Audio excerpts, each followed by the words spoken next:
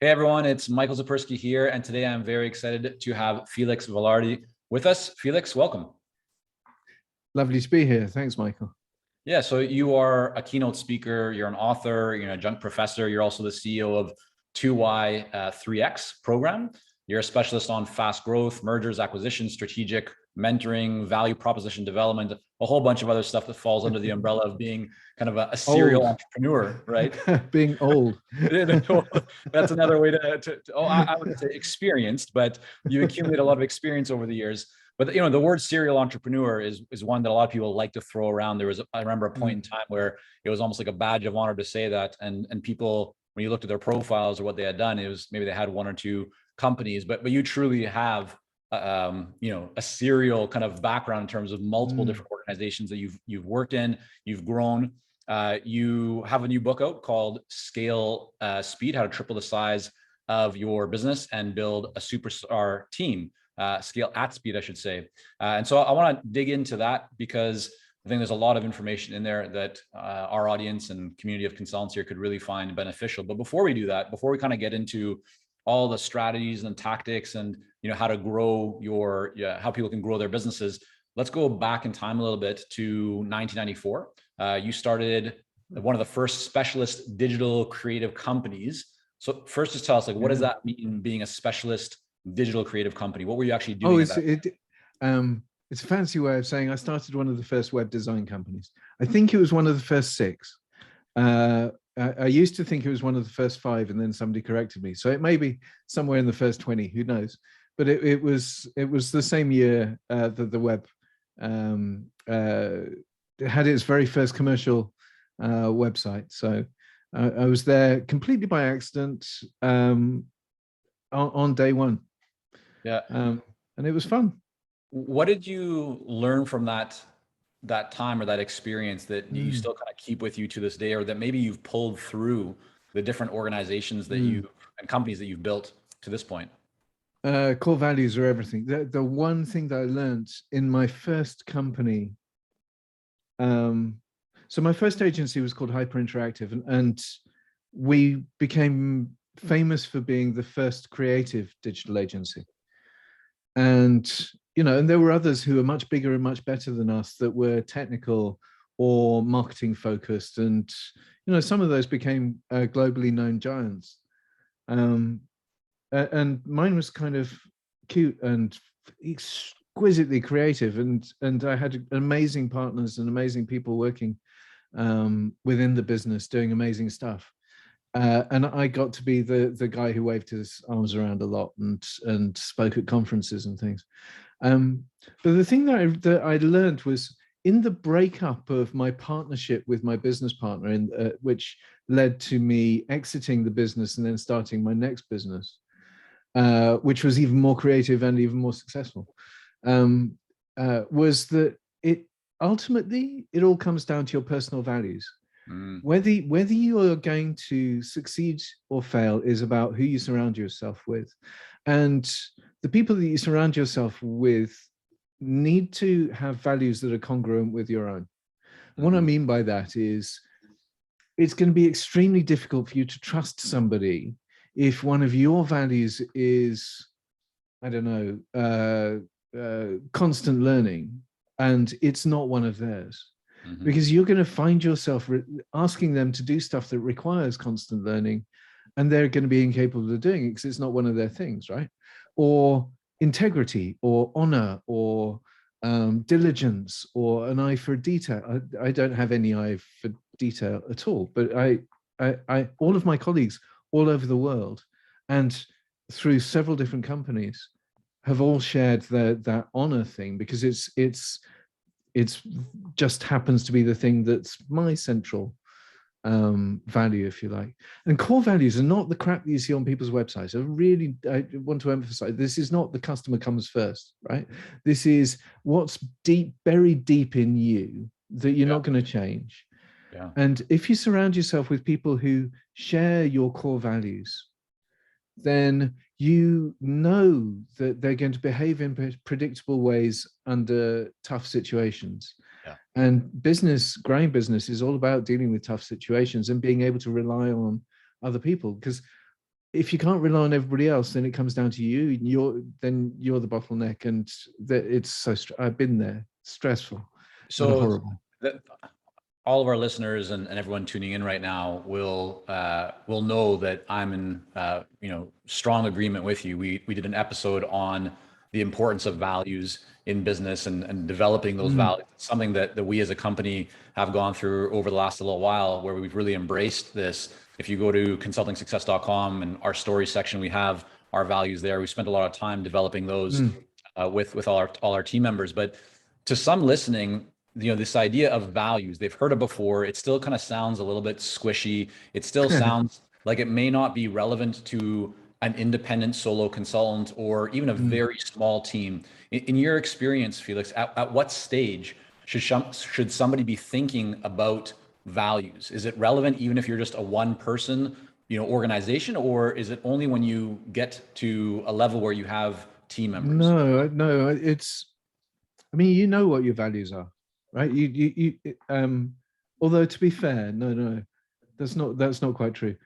Most people don't have the impetus or an excuse to dig in and find out what their own values are and really think about it. But when you do it, what happens is that you realize that your values have colored everything in your life, and they've colored your behaviors in terms of what you've chosen to do and who you've chosen to be with and who you've chosen not to be around. And sometimes they're exclusionary values. I mean, I mentioned the word honor. It's really difficult to pin down what that means. And it's almost impossible to prove whether somebody always behaves honorably, but boy, you know exactly when they behave dishonorably, right? So it can become a red line. And that's really quite important, because when you've identified your values, it allows you to think, so of the people that I've always worked really well with, what do I think their values are or were? And the people that I've really had conflict with, I wonder what their values are. And then you start building a picture of and coming to a realization that actually you work best with people who share your values, and you work worst with people who don't share your values. And wouldn't it be nicer if your clients shared your values? Yeah. And that you weren't in conflict? That's exactly it. I mean, that point right there is one thing that we've really found as we've become more intentional in telling our story, sharing our values, where in the past we didn't. And you tend to see that you work that into your messaging and you tell that story, you will repel the people who don't resonate with your values. But that's fine, because you typically would not want to engage with them anyways. Like it's not going to be a fruitful engagement. Whereas those that share those values, now they are attracted to you because those are shared values. So we've seen, even just from a marketing perspective, a real benefit from doing this. Oh, completely. And I mean, I do a lot of work with, so I do quite a lot of personal consulting work with agencies and consultancies and law firms, service type businesses around proposition development. It's not my day job. It's just a thing that I have a passion for. And when I'm doing proposition workshops, which tend to last for 2 days, the place that you start is with the core values of the team in the room. And that has several functions. One is it allows people to articulate what their values are in front of their colleagues. And that creates, because by and large, the superstars who are the people that you're going to invite into the room are people that you probably share values with. So it kind of exposes the fact that you're all, share values, which is great. That's an amazing cementer of, oh, wow, I'm in the right place. I've got colleagues whose values I share, right? This is great. And also, values are true, and they're more or less immutable. It takes trauma to change your values, and probably trauma when you're 7 or 11 to create them in the first place, right? So whatever work comes after that is founded in a common truth within the team that is creating the proposition for your company. So the great propositions that I've worked on over the years with some of the best agencies in Europe, and starting also to be in the US and Canada, are they come from that true place of, well, do you know what? The place we started isn't going to move. And our values are better, and I love, sometimes you get real personality coming through in a proposition because of that faith that people have in each other. Right. Let's shift now to talk a little bit about revenue growth and sales growth, because you've played a big role. You've done a lot of that at multiple organizations. When you kind of transplant yourself, or when you enter a new company, whether it's one that you started or one that you've been brought into or you joined, what are the levers that you tend to look for that you can pull to increase sales? Like where's your mind typically go? Where does your eye go? In terms of priority first things that you would kind of look at as an opportunity to increase sales and revenue? Well, actually, hate to say it, proposition. I know we were trying to change the subject, but if you haven't got a clear proposition, a polarizing proposition, then you've got nothing to work with. And what I mean by polarizing, value, also known like as a value proposition. We refer to this as a message. Some consider it a unique selling proposition, many different names, but it's a statement. I mean, I'll give you a couple of examples. A really, really simple example. Alpha Century, the creative agency for entrepreneurs. Okay. Which, guess what? Attracts entrepreneurs. Right. Another, Impero, we make tired brands famous again. If you're not a tired brand, you ain't going to find them. But if you are, boy, they're on the list, right? Right. Clever campaigns created up north. Yeah, talks about sort of the northern attitude and so on. And you know, I don't know, sophisticated CRO for big commerce. It talks to the audience and it says, if you're not sophisticated, if you're not big commerce, if you don't want CRO, don't come to us. But you know, if you do, if you are in that, one quality that stands out among each one of the examples you just shared is focus and specialization, right? You're being very specific and intentional, calling out who the ideal client is, which for some people, and I would say most people at one point or another, is terrifying, because for all of us it is. Right. Yeah. Because you're saying no to a lot of potential, kind of air quote, potential, you know, market. How do you counsel, how do you guide the agencies that you work with to overcome that fear and to embrace with confidence and have the, you know, kind of the level of bravery to move forward with that with a new statement that does focus, specialize on a very specific, smaller group of the marketplace? There are several different aspects to the answer to that. One is if you're an agency or a consultancy, more or less you can only handle 12 clients. It's as you know, and if you're AKQA, which started 2 weeks before I started my first agency, AKQA started, they were much more successful than mine financially. But they've only got 12 clients. They just happen to be global, and one of them's Microsoft, right? And the other's Nike, and so on. You can only really manage 12 clients. Well, that means that you can leave on the, you know, on the table the tens of thousands of other clients who you're not going to work with. Now, most people don't want to say, "Oh, I only do this," because they're hoping that Coca-Cola is going to phone them up and say, "Hey, do you want to be our, you know, on our roster," right?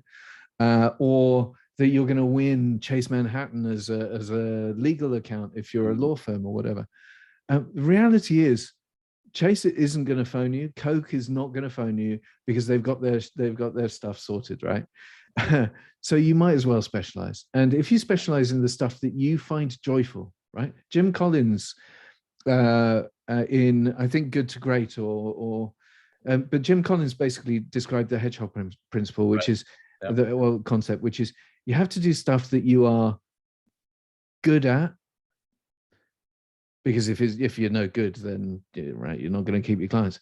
That you have passion for, because that drives you and attracts people, and that is profitable, right? And you have to have all three of those things. You have to be good at it and passionate about it, and it has to be profitable in order to drive you your success. And if you're not passionate about it, then why bother doing it? Because life's too short. And I had 6 agencies of my own, 3 of which were wildly successful, and very famous, and 3 of which were, well, one of them, the industry it was in didn't take off, interactive TV. The other 2 were abject failures, right? And so I've made every mistake that you can make. So I had 6 companies of my own, and I ran a group of companies, a virtual merger of 12 companies. And in the last 6 or 7 years, I've helped, I don't know, 30 or 40 companies scale myself, and I've got a bunch of colleagues doing the same thing. And my own business is scaling worldwide, 2y3x. And the first thing that we do is just say, listen, what do you really want to do? What's the thing that makes your eyes light up, or your brain crackle, or your heart warm when you think about that kind of work? Then do that, because life's too short to do crap for people who just want to hand you money. Yeah, no, this is such a powerful message, and one that we share all the time with our clients. I'm a very big believer that we did the study that we did most recently, Felix, was it said essentially the same thing. Most consulting firms can manage between 8 to 20 clients maximum. It's not much. It's not hundreds, right? Yeah. And so really narrowing in, so powerful. So you mentioned that's the first thing you look at in a company. You look at, what is their value proposition? What is that? Are they clear on that? What would be the next? What would be kind of the second thing that you would look at to see, can I pull that lever that would really make a difference for growth? So again, you're going to hate me because this is going to go back to core values. Okay. I have a feeling our conversation is going to be about two big themes today. Yeah, kind of. I mean, everything comes down to your values and what you do. So who you are and what you do. The thing that, because we work with all kinds of organizations, all kinds of business, and social impact business, law firms, accounting, you name it, creative agencies of all kinds, and consulting firms and stuff. And when we go in, and one of the first conversations that we always have is, so how many C players have you got? And what we mean by a C player is the disengaged, the person who moans all the time and won't do the work and doesn't turn up and always has an excuse and bad mouths people behind their back and stuff. And it's a fun question to ask, how many C players have you got? And usually we work with businesses that have got between, I don't know, 15 and 150 people. And you watch the owners or the leadership team looking at each other, and they go, well, we've got Mark and Sally and Joe and Azim, and you think, okay, good. Well, you all know who they are, right? You're all looking at each other, agreeing. Why are they still with you? And somebody will inevitably say, well, we can't get rid of Joe because they organize the drinks on Friday, so they're responsible for our culture. And it's like, oh, okay, quick wins, right? And so it's an immediate call. And the funny thing is, and the reason it comes down to values is because they're not bad people. They are not actually bad at their jobs. They just don't share your values. And invariably, 2 things happen when you move people on. You move people on to companies where they share their values, and suddenly they become superstars. And you look at each other and you say, hold on, wait a sec, but they were awful with us. It's because they didn't fit your values. Their values are different and they now fit the new place. The second thing that happens invariably is you get a stream of people saying, I don't know why you didn't do that years ago. And we prevaricate and procrastinate for sometimes for years before getting rid of people we know are holding us back. So those 2 things, you get a great proposition and the right people on the bus, again, Jim Collins, and that's what gives you the power. Now I want to push you to go a little bit more tactical, because I know our community is saying, okay, these are great. These are very powerful. But if I'm looking over the shoulder of Felix as he's running one of his companies and he's tasked with revenue growth, he's tasked with scaling the business, what are you doing on the day-to-day? Let's just assume that you now have the right people. You have, mainly A and maybe a few players. You have a clear focus on who your ideal client is, and you have a proposition and a statement that you can put in front that will differentiate you. what are you doing on a typical daily, weekly, monthly basis to grow revenue? Where do you focus? What does that look from a more tactical perspective? I'm a great believer in not trying to push yourselves onto a client base. What I mean by that is, well, let me do a little anecdote, okay? Forgive me. In 2008, I was, 14 years into my agency CEO career. I was probably on agency number 4 or something, 5. And we were, at the time, we had invented ECRM by stealing Mei-Lin Feng's CRM principles out of Oracle. And a side story to that, I met her at a conference a few years later, and she said, "Oh, what do you do?" And I said, "Oh, I invented ECRM." She said, "Oh, that's amazing. I invented CRM." And I felt about this big. But so we had this great proposition. We were the market leaders, and 2008 the phone stopped going for the first time in 14 years. And for 14 years, literally, we'd thought, oh, we want to grow a bit, and the phone would go, and it would be, I don't know, General Motors giving us their business. And that happened from 94 to 2008. And why did that, before you go on with the story, Felix, why did that happen? Why were you getting the phone calls from General Motors or whoever else? Oh, because we were great at PR, firstly. Yeah. We were great at, I had blue hair and an arrogant streak, right? And we invented stuff. We went around doing amazing, groundbreaking work. Not me, but my colleagues, doing amazing stuff that attracted a lot of attention. And so we were always high enough profile, and we always had a specific, highly specific offering, right? Can you give an example of something you did other than having blue hair that helped you to get press and publicity? Just as an example for everybody wondering, I think I'm doing great work too, but my phone's not ringing. Give us an example of what you were doing. So, I mean, right at the beginning, it was easy. I was just writing about the web in Campaign magazine and the advertising press, because they didn't know what on earth was going on. Right.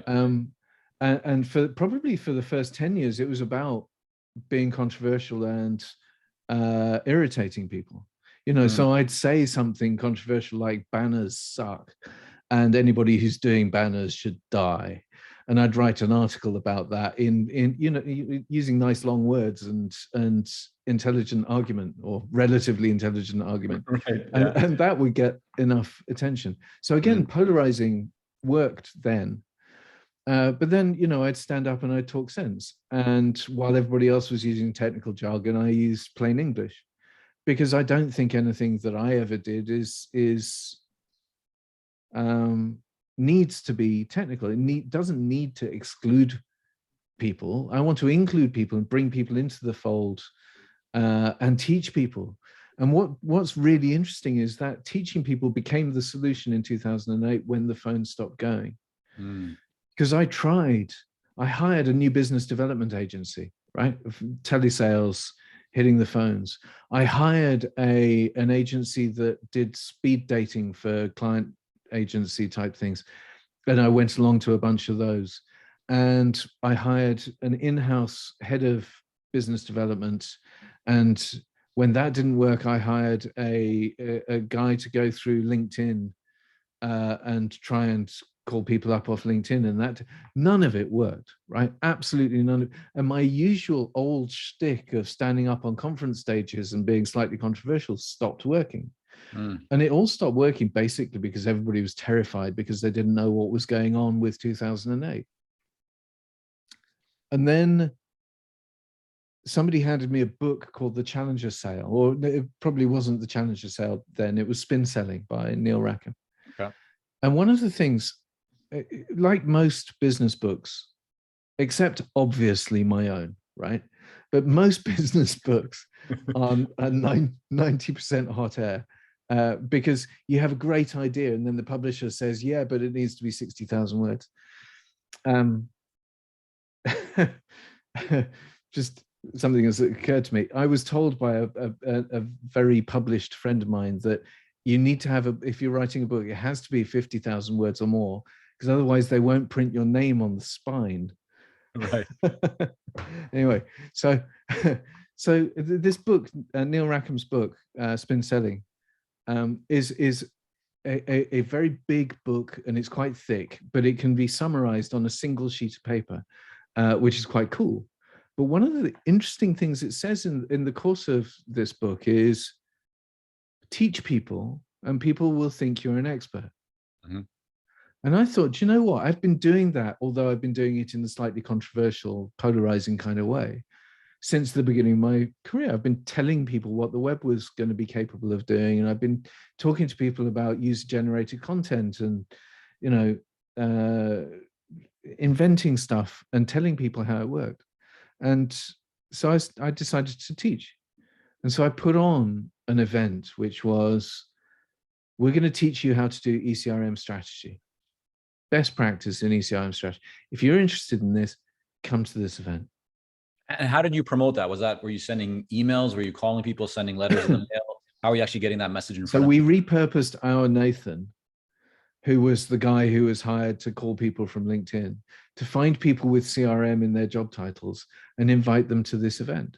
Then we hired the top floor of a private members club in Soho in central London called the Groucho Club, which is a famous boozy place, but during the day it's completely empty and unused.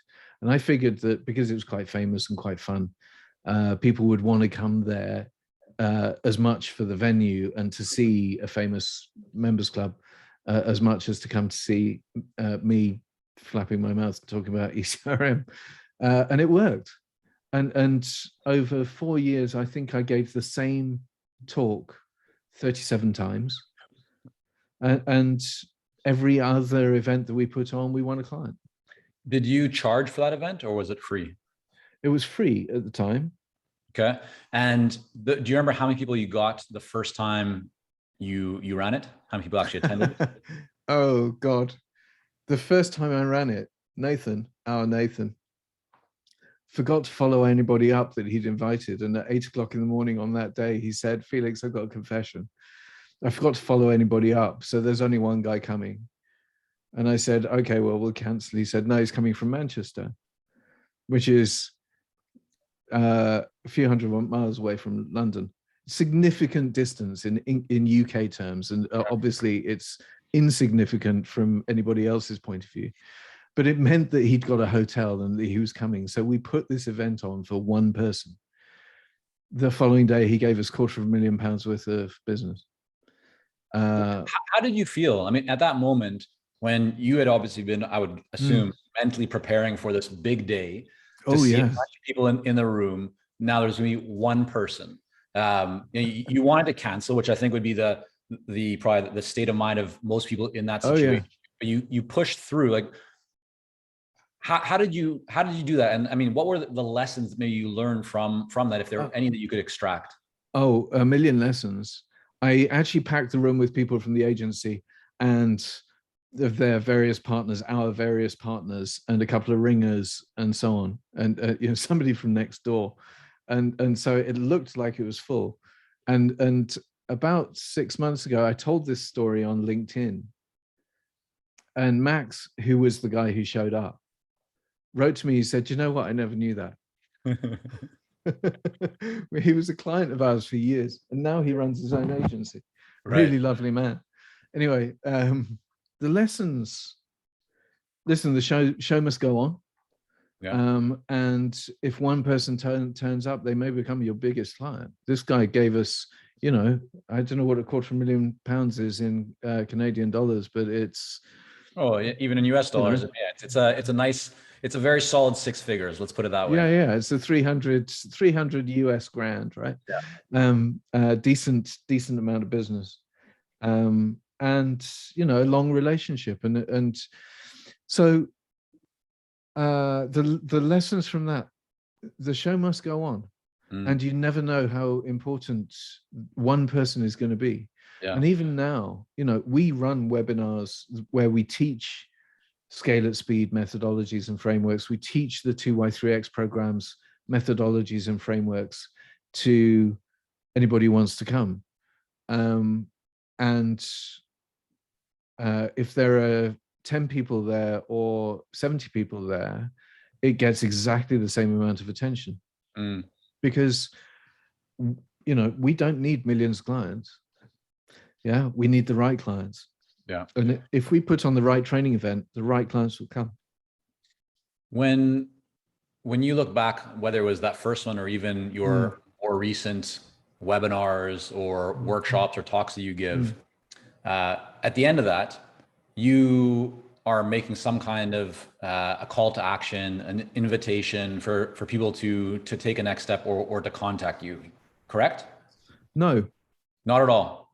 Not at all. Because this is what I was going to ask, because I know there's a very big difference between how, whether it's British or certain European countries, think about their, you know, the offers that they make and how intentional and direct they are. Whereas, especially you know, in comparison to, let's say, the market in the US, where it can be much more direct. Some people might say a little bit more aggressive, but also create fantastic results. So I'd love to hear your different thoughts. Cultures. What's that? There's different culture. No, yeah. So talk to me about that. How do you find, because you now have gone from, you know, really focusing on the European market to going more global. Yeah. What are your thoughts, and what have you found? Really, what I'd love to get at here, Felix, is what have you found to work best? If there was one call to action or one, you know, if there was no call to action, let's just say you have a chance, you have an audience full of great people in the room that you want to become clients. Yeah. What would you do? What would you say as you transition through that content when you get near the end or in the middle? Yeah. What do you find works best to go from teaching to actually turning that into a client conversation? So when I was 18 or 19, I sold advertising space on the phone for commission only. And I did it for like 18 months or something. I was really good at it. But you become a sales machine. And I hate to say it, you become a sales arsehole. And it put me off selling for life. And and Americans don't like, US people don't like me saying that, right? Because selling is a very highly regarded profession because it's extremely well done there, and it's part of the culture. In my culture in the UK, it's kind of, we shy away from it. What I learned about selling was, it's not about how you manipulate people or push people or persuade people. It's about how you lay the stuff that you've got out in a way that people can easily figure out whether they want it or not. Okay. Now, proposition comes into that. I mean, my company's called 2Y3X. It does what it says on the tin: 2 years, 3 times growth, right? That's what we do. People can figure out whether or not it's for them. I don't need to sell it. I do need to have it out there, but I don't need to sell it. Now, what we used to call a customer journey and is now called a sales funnel, especially if you go to Clubhouse, right? But a customer journey essentially says you pick people up who are vaguely interested or might be interested or generally interested, and you make it more and more specific as you go along. So if you do say I write an article in entrepreneur.com about, you know, what the general principles of scaling up. Somebody read that and they may remember my name, or they may remember 2Y3X's name. They may remember the name of the book, Scale at Speed. If I then put on an event that says how to use 2Y3X's frameworks to implement Scale at Speed, then those people who are interested are going to come to that event. If at the next point of contact is that they get a self-assessment tool, which is one of the things that we do, they can go and they can do it. There's no contact, right? We're not pushing them through anything. If they want to do it, they do it. Now, the more that you get your audience to do stuff of their own volition, to elect to follow you and follow the journey, and to go narrower and narrower and narrower, at a certain point, they're going to have to, because there's nowhere else to go. They're going to have to start talking to you. So how can you make this better for us? Because we teach a lot, right? It's all out there. The book is the full manual for 2Y3X. What it doesn't do is do it for you. It doesn't hold your hand. It doesn't hold your feet to the flames, and you're not guided through the program. Mm-hmm. So if you've read the book and you've done the self-assessment, and we've told you, the self-assessment thing has told you what your biggest areas that you need to address are and your biggest opportunities are and so on, you can try the process for yourself. At a certain point, a certain type of customer or prospect is going to say, do you know what? I would pay to have this done for me. Mm-hmm. Now, for us, we're the most expensive in the market. In the Middle East and Europe and the UK and Canada, we are the most expensive in the market. Not quite in the US, but so we're a premium service. But again, coming back to proposition, it's a 2Y3X. It's 2 years, 3 times revenue. If you want that delivered for you, then you're going to have to talk to us at some point. Yeah, no, I find it very interesting, Felix, because what we often kind of share with our clients is the idea that the biggest mistake that people make when it comes to sales is they think that sales is something that you need to do to somebody. And so that's where they start thinking like manipulation, persuasion, all that kind of stuff. Do you remember all of that? So that get them to say yes 4 times, they'll say yes a 5th time. Right. All that, all all the crap, tricks, right? all that kind of stuff. And we're much bigger believers in this idea of that, sales is something that you do with someone. It's collaborative process. It's about supporting them. One of my first companies with my cousin Sam that we started many years ago was called Kankei Culture, and Kankei is the Japanese word for relationship. So we really believe that relationship and culture, as we are building in the Japanese market and so forth. So yeah, I'm very aligned with what you're saying, and certainly I think it is important that people look at what's going to work best in their culture. What works, for example, in the US, right, may not work somewhere else, and likewise, an approach in the UK may not work as well in a different market. So really important. I'll give you a couple of examples then. Yeah. So we opened up 2Y3X in the Middle East about beginning of the year, and the Middle East is really interesting because so one of our consultants in the Middle East, and our consultants tend to work with 3 or 4 clients, which means 3 or 4 days a month working with clients. They usually have either a portfolio career or they've got a day job. One of our consultants is the head of customer experience for Amex in the whole of the Middle East, right? He's based in Saudi. And he tells the story of there's a manual that says when somebody decides they want to cancel their Amex card, the manual that's produced by Americans basically says, phone them up straight away and you will turn them around. Now, in the Middle East, life doesn't work like that, right? And so he spent 2 years persuading them and then running tests to show them that actually decisions like that are made on emotion, not on logic. In America, those kinds of decisions are logical decisions. Oh, I can't quite afford it. Oh, it's not giving me the benefits that I thought it would. In the Middle East, they've pissed me off, or the transaction got declined and I'm really annoyed with them, so I'm going to cancel. And so in the Middle East, if you let them cool off for a week and then phone them up, they'll almost universally sign straight back up, right? So the culture there, as compared to the US, is very, very different. Our head of the US business is based in California, which to me is the gentle end of the US, right? And he works with a client in Calgary. The client in Calgary thinks that he's a very American and quite not aggressive, because he's not, because he's an amazing human being, but very forthright compared to what they're used to. Now, actually, it works in their favor, because part of what we do is holding people's feet to the flames so that they can achieve greatness. Yeah. But it's even the cultural divide across 1,000 miles. Yeah, can be we huge. see this all the time, and we have clients as well, all around the world, and that's one of the things that we love. It's one of our values is just Mm, this idea of being worldwide. We basically actually one of our values is we are worldwide, right. and so we see this play out just over and over, Mm, day after day, and I just find it so fascinating to as you start to understand how different things work in different cultures and mm, different geographic regions, and then leverage that, use that in how you conduct business, mm, and even more importantly in your yeah. relationships.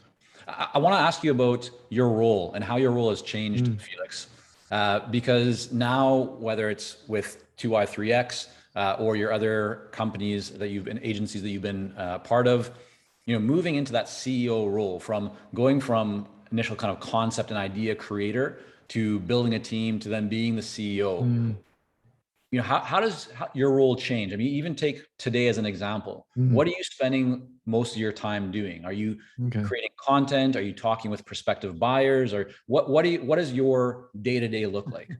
It's interesting. When I started out, I remember getting my very first business card and printing CEO on it. There were like 3 people in my company, Right. right? And it took me 15 years before I wasn't in the weeds and I was working strategically rather than Mm, constantly tactically and on the back foot. And so it was probably 15 years before I became a real CEO, uh, despite having had that, long career. And then I became a group CEO, and that was a role which was corralling and leading and engaging a bunch of founders and CEOs themselves. They all ran their own businesses, successful businesses. My job was to motivate them to grow the group. Now my job is very strategic, extremely strategic. I mean, I still work with uh, clients at the beginning of the journey. So I still do, I mean, on the side, I do proposition work, but I still do strategy map days and workshops with a few clients. Um, but by and large, it's M&A. So we build groups, um, because most of the companies that come into the program want to sell at some point. mm, So we provide an option for some of them to do that. Um, Building the infrastructure behind and the operational infrastructure behind 2i3x, because 2i3x, we only decided to scale it in March last year. mm. Before that, we were just in the UK.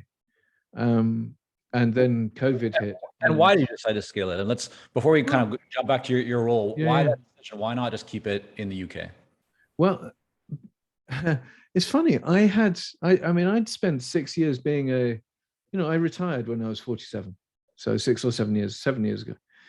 And I then I ran the program for people bespoke as a solo consultant. I earned more money doing that for less time spent than I'd ever seen in my life. I was working 7 days a month or 8 days a month, and it was great. Um, and I started writing the book because somebody asked me to suggested I write it after an interview, and um, people kept saying, "Can we do this in this market or that market or for this kind of company?" And I kind of resisted. And then I decided a couple of years ago that I'd bring on a business partner, and so that we'd have redundancy, Mm, so that if one of us was sick, then we could still carry it on, right? And then COVID hit. And what happened with COVID was we, Frank and I, who's now retired actually, but Frank and I looked at the business that we had and the clients that we had, and we just said, you know what, this is ridiculous. We're going pro bono. We went pro bono. We announced that anybody who needed help, because all of the businesses in the UK and Western Europe where we were starting to work were in deep, deep, deep trouble. And we've been there. We've had successes and failures. We know how to deal with a crisis. So we just said, anybody who needs help, come to us and we'll advise for free. No strings, absolutely no strings. And what happened was that I then had a flood of people who I've known or known of my entire career, in the UK, in France, Brussels, North America, all over the place, Germany, got in touch and said, this is amazing. We're kind of stuck too. Can we help? We've got capacity. We're not doing anything else. And so we built up this network of amazing, generous people who've all been CEOs and founders themselves. And then they wanted to be trained in 2i3x and the program and how it works. And that became an international network with licensees. And now we're all, we've got people in Africa and, Italy and Spain and all over the Middle East. I mean, it's amazing. Right. Yeah. So yeah. There was a question before that, though. Well, yeah, there was, and I want to, be respectful of the time that we have scheduled and today. Okay. But I'll transition the question a little bit. We're talking about your role now as a CEO. I'd like to know if you think about kind of like isolate in your day to day, though maybe one or two habits that you're doing consistently that you feel contribute the most to your performance, your mental clarity, the success that you have, the progress that you make. What are one or two things that you do, whether it's a smoothie in the morning or exercise, some kind of like what are one or two things that really for you are they definitely have to happen consistently every day? I don't actually have anything like that at all. I'm very chaotic. I'm very strategic. I'm not a doer. I'm not a detail person. So I have people around me who are and who do that for me and who create order out of the chaos that I slightly am. But because I love the strategy stuff, for me, the things that are incredibly important to me and that I do regularly is I make sure that the people around with and that we're working with, even at the extremities of the organization and clients, are people we share values with. I fired a client a couple of months ago for lying to me, and that lost us $300,000 worth of revenue, and that's life, but life's too short to work with people who don't share your values. So that's one thing. The second thing is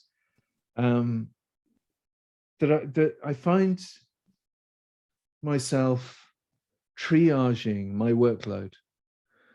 I'm most effective when I've got one thing to do. I'm least effective when I've got 20 things to do.